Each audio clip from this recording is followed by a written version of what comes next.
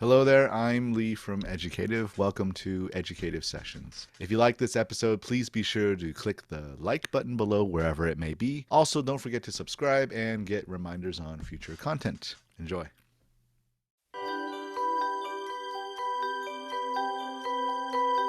Hello, everyone, and welcome to Educative Sessions, a podcast series with people in the developer world about their coding experiences. This is brought to you by Educative, which makes it easy for authors to provide interactive and adaptive courses for software developers.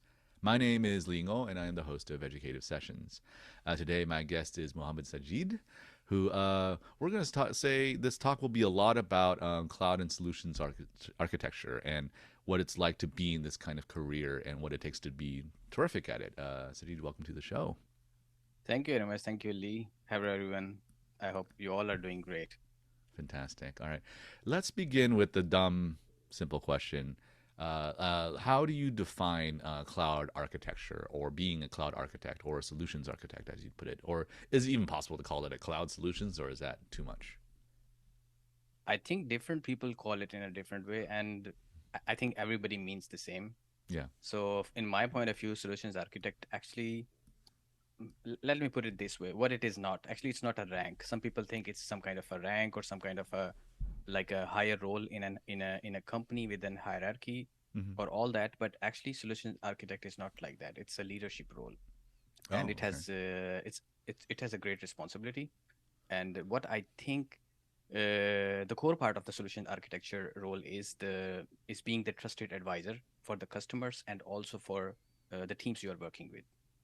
And what I think the important thing here is, in my point of view, at least 50% of the job is all these people skills, Mm-hmm. like how you talk, how you convince people to do something, or even teach them how you present your solutions to them and all that. It's not about like drawing boxes and lines on a PowerPoint.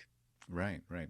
Well, I think this is a fantastic place to start. That you're emphasizing actually this is a lot more about people skills and leadership skills, because the title itself sounds very technical. It sounds very imposing, if I may say so. Anything related to the cloud, of course, still is a mystery for the non-technical, right? So let's begin with how you got into this role. Were these skills things that you acquired when you were in training, or was it something else that got you to this point?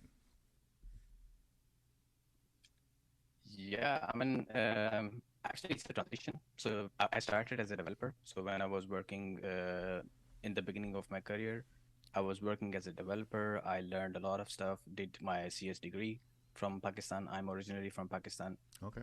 And actually, this is how I started working on software development and learning about a lot of techniques. And I have been hands-on throughout my career. Even today, I'm quite hands-on. I do a lot of proof of concepts, do a lot of development, obviously in the cloud. Mm-hmm. So, but actually, a lot of things that I have learned or things that I have done, I thought I have learned during my university studies and then on the job. Mm-hmm. But actually, it's not true for solutions architect. The skills that you usually use for you need to have for a solutions architect are a little bit different. I mean, these are not only development or all those just technical skills. As I mentioned earlier, the skill part, as you in the first part. So first thing is like you should be able to teach, right? That is very important skill that I learned actually in my childhood. I Mm-hmm. was teaching other students in my class. So this is the important technique that you should need to have. That this is the skill that really need to have in order to be a good solutions architect.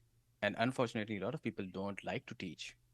And I think what I think why they don't like to teach, the first reason could be they think I'm not an expert, Mm-hmm. but this is not true. Mm-hmm. I mean, all of us are expert as compared to someone else, Mm-hmm. but we ignore that part most of the time.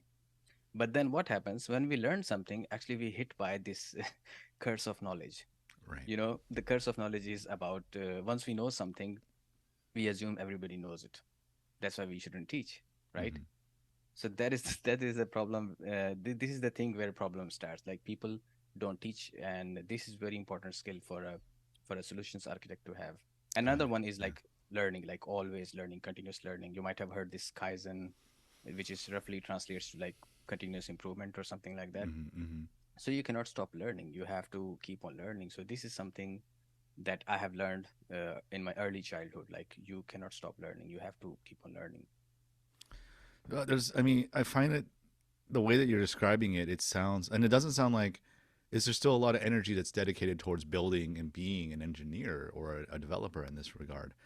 Because you've got the responsibilities of teaching people on your team to bring them up to whatever speed. You also have the responsibility to yourself to be a continuous learner, and you also have the responsibility of being a builder. So Exactly. how do you balance all of that? That's actually quite a lot of responsibility. How does that? How do you make all of that work?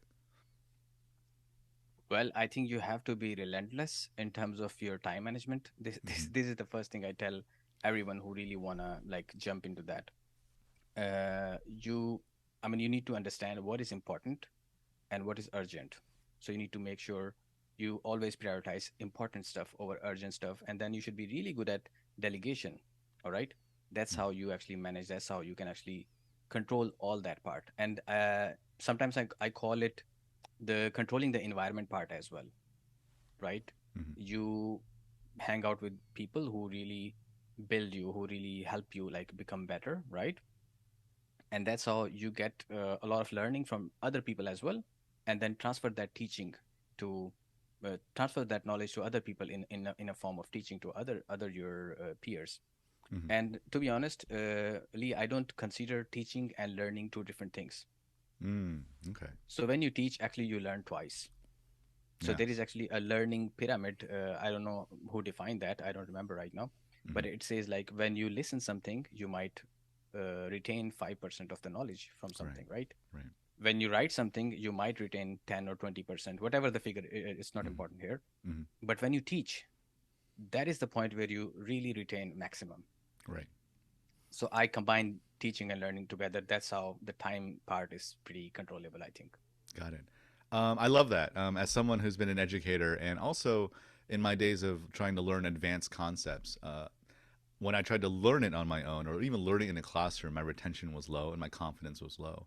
But when you are a teacher, you don't have a lot of room to do anything except for be fully accountable for what the knowledge transfer is like, right? So that ended up being the best way for me to learn anything is to actually teach it. And since then, I remember in my graduate school days, I actually would hunger for teaching opportunities rather than for classrooms, which just sounds horrible for anyone who happens to stumble upon this. Used to be one of my teachers. Is that yes, I actually learned a lot more when I was doing my own teaching rather as opposed to learning as well.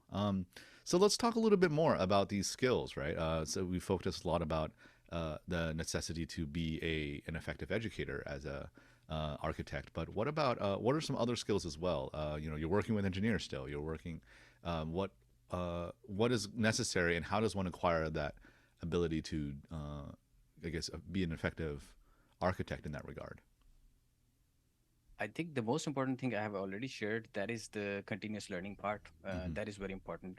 And as I mentioned to you in the beginning, that I think at least half of the job is all about people skills. Right. That includes, for example, communication.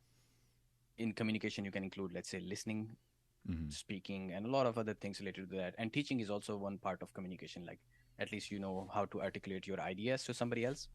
So on top of it, you have a grit. That means when you fail, you can still come back and then continue your journey. You do not just quit something because you are failing. Hmm. And another important thing, one of the important thing that I think that a lot of people lack is the questions. They don't know how to ask questions. Asking question is very important. This tells how curious you are about something, and this is how you quickly learn. Gotcha. Gotcha. What about like other sort of more personal or even emotional qualities? Do you think that is necessary? Like things like patience, or is there anything in? I mean, you've mentioned also persistence in order and time management seems to be great. Are there other qualities like that that you think are necessary when it comes to being an effective architect? I think the one you mentioned, patience, is is really important Sure. because you, as I mentioned, this is a leadership role. So when you talk to a lot of people, you first you have to think about like always listen to other people first. Like listen to your team first before giving your ideas, right? Hmm. That requires a lot of patience. That requires keeping your ego in control, right? Hmm. So this is a very important skill. And other than that, what in terms of continuous learning, what I have learned that goals are not enough. I mean, you need Mm-hmm. to build a system in order to achieve that goal, and that is another skill that you really need to tell or teach other people around you, people who want to become solutions architect, Mm-hmm. that it's not enough to have a goal to be a solutions architect. You need to have a system. And Mm-hmm. what is a system? For example, let me put it this way: if you want to write a book, it's a goal, right? Mm-hmm. But if you have to write every day 1 hour, this is a system, and Mm. system always beats it. So you need to make sure you need to have a system, and this is a very important skill to have. Like, you need to be persistent, you need to be learning all the time, you need to have patience, you need to be able to listen to the people, and the persuasion. Like, you need to be able to like tell complicated or complex ideas in a simple format. That Mm-hmm. is very important skill to have for a solutions architect. That's really I like. I've heard a lot of people. Sorry, let me articulate myself because I'm kind of blown away by what you just said. Who talk about the craft of building an effective, like a novel, right? Like, and I've heard of, well, if you write 1 page a day, then you'll have 365 pages at the end of the year, and that's basically a novel. But what you said to me was much more profound. Is that, but writing even a page a day requires a system, requires discipline, requires an adherence to that. And I love that. I love the notion of building out a lot of different practices and sticking to them. It's never, in my experience of seeing people who, if they come into management, the first thing they want to do is find tools that help their management. But in truth, it's the tools can vary, like the philosophies can vary, but the most effective kinds of leaders have been the ones who stick to their system and be like, this is how we're doing it for 3 to 6 months. And then after that, we'll look back and potentially change and optimize, right? Uh, the ineffective ones, I mean, there's many reasons to be an ineffective leader, but one of certainly when you lack that discipline and you just kind of, it becomes very day to day and there's a lot of wasted energy to say the least. But that's a rabbit hole I can go down. Exactly. Right, right. I'd like to, my last question for you is, for you in your journey in becoming an architect, uh, was there anything that you wish you did maybe sooner or differently that could have expedited or emboldened your own progress in this role? Y- I think whatever mistakes I did, actually all those things actually contribute to what I am today. Mm-hmm. So, and I think I'm pretty satisfied with my role and what I'm doing with my life right now, Mm-hmm. at least at this moment. So I think there are not so many situations like that, but I could have been more frugal with my time, especially in the beginning of my career. Like, rather Mm-hmm. than spending too much time on like irrelevant things, let me put it that way. Mm-hmm. I could have like being more focused and actually work more on systems, as you mentioned, Mm-hmm. rather than just chasing a lot of goals and then failing on so many other different things, trying to do so many things, like not having any focus. Wish I could have it much better in the, especially early in my career. So yeah, I mean, other than that, I mean, I would have uh, probably had more relaxed time, especially in the earlier part of my career. Yeah, I was, sure. I think, working too much, but I was not working smart. Maybe I was working just hard.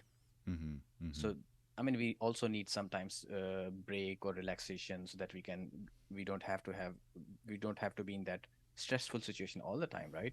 Yeah. So that wish I could be much better at that in the beginning, especially. But later on, I learned few more things and then also, became much better. And another thing I would say, I think controlling my environment or Mm-hmm. auditing my environment, sometimes I call it like this. You might have heard about the self-expansion theory model, Mm-hmm. which roughly says, like, I mean, we are influenced by people who have money, our relatives or relationships that we have, people who are very close to us, and all that. So that means you choose your friends and you choose people who really uplift you, rather than people who like discourage you to do something or box your ideas, things like that. And obviously, it's not very easy to do that, but it takes some time, some practice to actually eliminate people or haters or people who pull you down, and include people or even books sometimes, I would say, who uplift you. who give you confidence, who really make you, totally different person. This is how we learn. We learn from each other, or we can learn from books, right? There is no other way. So that's why it is very important to include people who are really good, you really look up to those people. Have you heard about the term that we are average of five people who we regularly interact with? Mm-hmm. Something on that line. Mm-hmm. So we need to make sure we actually increase our average. Like, we hang out with good people. We don't hang out with losers. We don't hang out with always talking about, weather is not good, we cannot do that, or Mm-hmm. finding excuses to not doing something. Not, I So wish mean, I could. so by loser, Mhm. you don't mean like people are who you think are beneath you. That's mean, but more like people who might think negatively or just are not are Exactly, bring exactly. down the That I attitude. meant. Okay, I just want to make that clear so that you don't come off a certain way. Yeah, yeah, um, yeah. That's totally right. exactly what you said. Right, right. I do like a lot of the things you're saying, especially when it comes to the first thing is something I relate to a lot is the decision to I worked hard certainly when I was younger, but I didn't work smart, and I worked a lot in the preoccupation of work, if that makes sense, like thinking about work and Hmm. stressing Hmm. about work, but not actually doing any good work. My recommendation for anyone, especially if they're young and if they're in university or starting out, find ways to optimize your time and then use that energy if possible, not just for work advancement, but like for personal advancement, staying Hmm. healthy, eating right, resting, and I would boldly say get off social media more because you're just not really using that energy in a super effective way compared to what it could be like spending time with a friend or something, right? And I like the also this. I mean, this is me being very personal, but like I like the notion of like you might have a small number of friends, but like make sure that those friends are optimized, positive friends who support you and love you, and that is worth more in the world than a huge network of people who actually don't really think of you in those ways, right? It's much more of a transactional situation. Um, interesting, like advice for someone in this kind of role. But what you've really taught me is how much this role is. It's about people more than about technology. The technology is almost like it's the subject of which everyone's talking about, but in order to do it right, you've got to think about the people, right? Exactly. And another thing I was thinking here, I mean, it might sound rude. It sometimes sounds rude, like, okay, we are very selective about Mm-hmm. choosing friends, or sometimes we are, mean about like our own desires, like we really want to become better. But this is exactly how we should all think, right? Mm-hmm. We want to make sure we increase our average, but nobody is stopping us from helping somebody else grow up as well, right? Mm-hmm. So we could also help somebody else build their own average much better. So we could be somebody uh, maybe ahead in a journey in something, right? And Mm-hmm. then we can help somebody else who is still struggling or who wants help in that sense. Yeah. So this is where I talk about mentorship a lot. Like, you should get mentors and also have a lot of mentees, so that you can actually teach or pass on what you have learned from like those experiences or those people you are hanging out with. You're saying all these things that I adore so much. Like it's such a wonderful way to think about leadership, and I think you seem to understand a lot of these qualities. There's a selflessness, but more to more to the point of looking out for the people around you and making sure that they're being helped, because that in turn will help you. But that's not the point. That's not the priority. The second is this need to constantly share knowledge, wisdom, cultivate people around you. And I find that to be, these are the kinds of organizations I love working for. These are the organizations, and not to toot my own horn, but I aspire to these kinds of qualities in my day-to-day life. And I think we all should. I think like, wouldn't that be the kind of company you'd want to work for if everybody's looking out for each other and helping each other grow and sharing knowledge and doing whatever they can to help enable one another. See, that to me is that's quite an idealistic situation, but I think very well within possibility. Sajid, this has been wonderful. I'd like to transition to the final stage of our conversations, which is a shameless plug. Here you can share whatever you like, whether it's about your work or any causes you believe in. The floor is yours. Go ahead. Yeah, I think I already mentioned about mentorship. So I'm really into mentorship. I really like mentoring people, and I have a lot of mentors as well. Mm-hmm. So it's not a one way learning. It's two-way learning. Even with mentor-mentee relationship, it's always two-way. Hmm. So I mean, I'm up for it. If you really need any advice or anything, reach out to me, connect with me on LinkedIn or Twitter. I can help you in so many different things. I hope so, at least. And yeah, I'm working with interesting companies. I'm working with, for example, Educative right now, and then you might see some collaborative things coming up in future. So it's a good time to connect with me, I would say. Wonderful, wonderful. Well, of course, on behalf of Educative, really thank you for the contributions you made to our organization. And I'm sure a lot of people out there are going to thank you as well for the work you've done. It's very clear that, in a way, there's like this grand system, if you will, that is cultivating people just like yourself into being successful in this kind of career. So, Mohammed Sajid, thank you so much for being on Educative Sessions. And I also want to thank anybody that's watching us on YouTube or listening to us on any major podcasting platform. Really appreciate you and appreciate the attention that you've given to this podcast. And lastly, if you want to learn a little bit more about Educative, you can check us out at educative.io. So for all of us here at Educative, thank you so much and happy learning. Bye-bye now. Thank you. Bye bye. Hello there, Lee here from Educative. Hope you enjoyed this latest episode with Educative Sessions. If you liked this episode, please click on the like button somewhere. You can find more episodes on YouTube or on any major podcasting app. Don't forget to subscribe to our channel. It actually helps us a lot. Happy learning.